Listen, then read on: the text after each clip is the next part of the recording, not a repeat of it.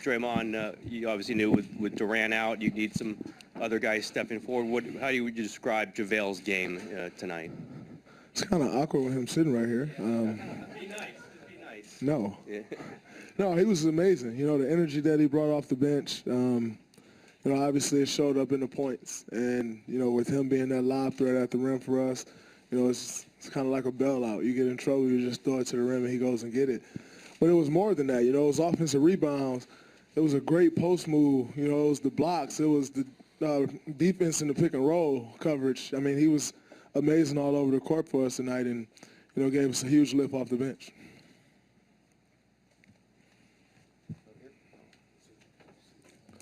Draymond, I wanted to ask you about Patrick McCaw, too. I mean, he stepping into Durant's position and also had to do a little bit of Sean Livingston, too. You looked pretty excited when he drove the key for that one layup and was barking for a foul. Could you talk about his performance? I actually thought he was barking at CJ. That's why I was so excited. That's actually the first time I've ever seen him show any emotion, though, so that was pretty good, I thought. But he was great tonight. You know, he shot the ball when he had shots. He drove closeouts hard and got to the paint, used his athleticism. He was great on the defensive end. You know, Pat is one of those guys where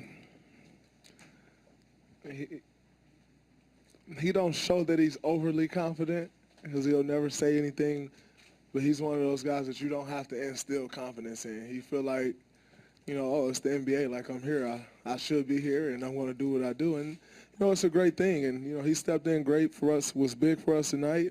Obviously, you don't expect him to come in and beat Kevin Durant, you know, but he came in was solid, made plays for us, for himself, made plays for others.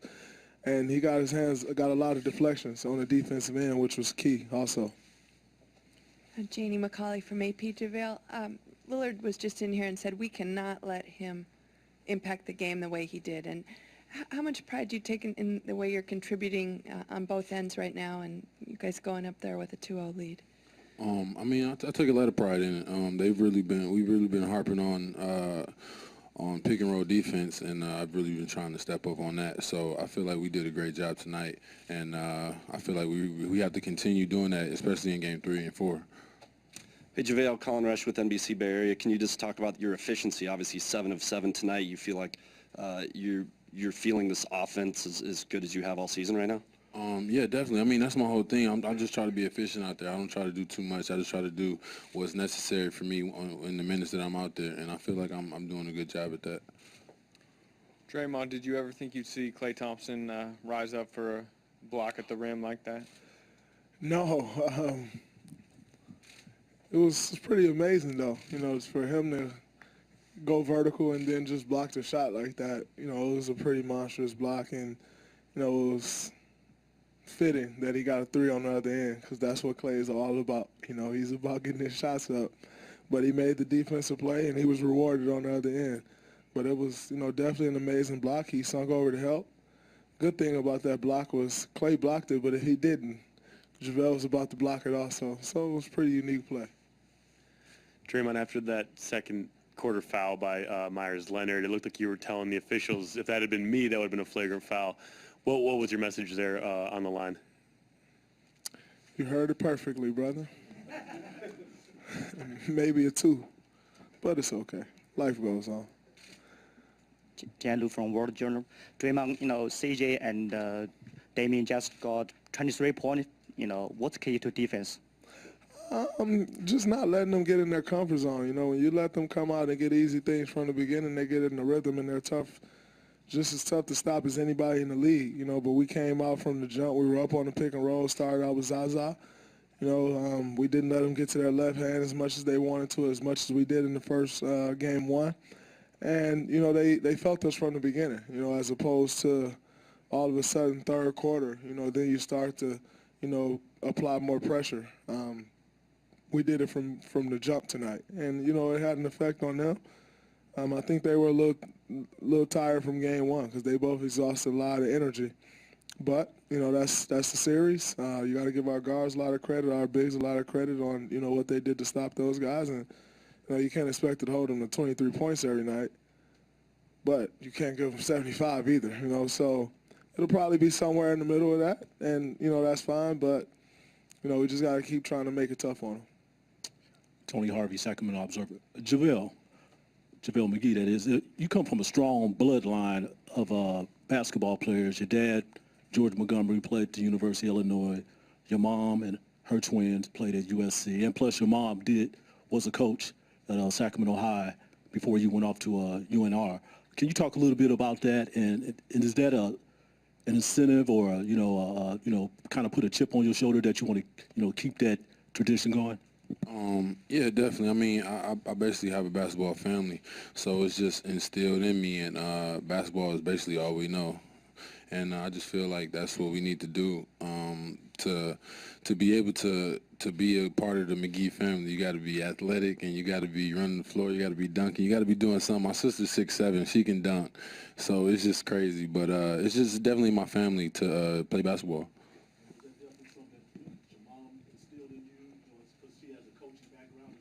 My mother definitely instilled hard work in me, especially on the basketball. On basketball, I remember, I think it was 6th grade, and I had a bad game. She had me up at 6 a.m. running around in the snow in boots, like working out. And I'm like, it's 6th grade. Like, what are we doing right now? But I mean, it works, obviously.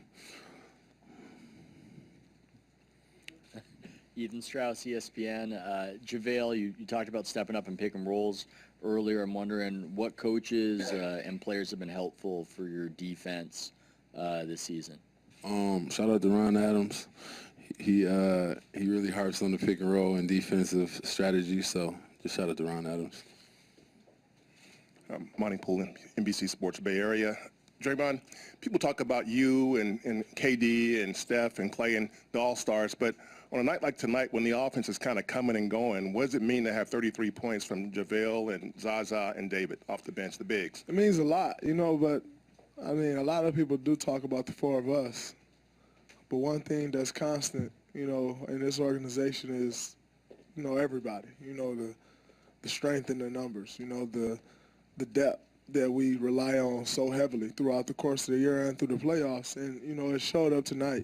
Steph didn't have a huge game. I didn't have a huge game. Clay didn't have a huge game.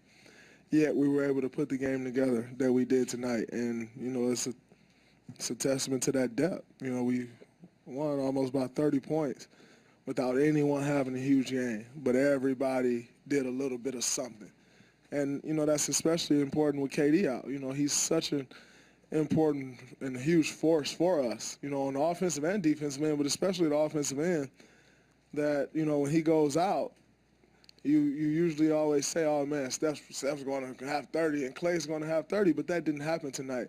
But all the other guys stepped up. Everybody contributed to this win. And, it's great to be able to win games like that because, sometimes stars don't have big games and it's tough to win.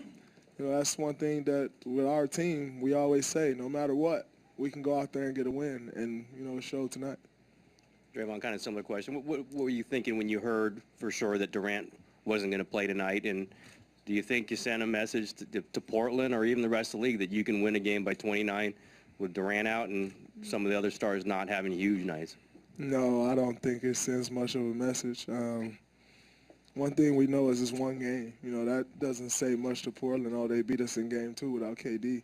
They're still going to come out, play hard in game 3 and give all they got, whether we have KD or not.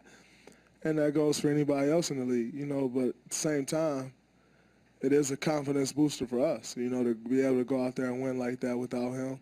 We don't plan on being without him for long, but at the same time, things do happen, like the calf. And, if he goes down or anyone else. Other guys got to be ready to step up and contribute, and that was this game tonight. Everybody stepped up and contributed, and we were able to win the way we did. Brendan Anderson with KDOL. Draymond, you led the team again with 10 assists. You guys had another game over 30 assists. Is it something with you from the forward position where you have a little more advantage being able to get the ball around to your teammates? I mean, I think that definitely helps our team. It helps the flow of our offense. But at the same time, guys still got to make shots, and we had guys knocking shots down, and you just try to get them the ball in the position where they're going to be successful. And then they got to do the rest, but one thing we preach is ball movement and player movement, you know, and guys are flying around and cutting. You know, it's whoever, not just myself, but whoever has the ball, it's your job to find them and, you know, try to help them be in a position to get a bucket.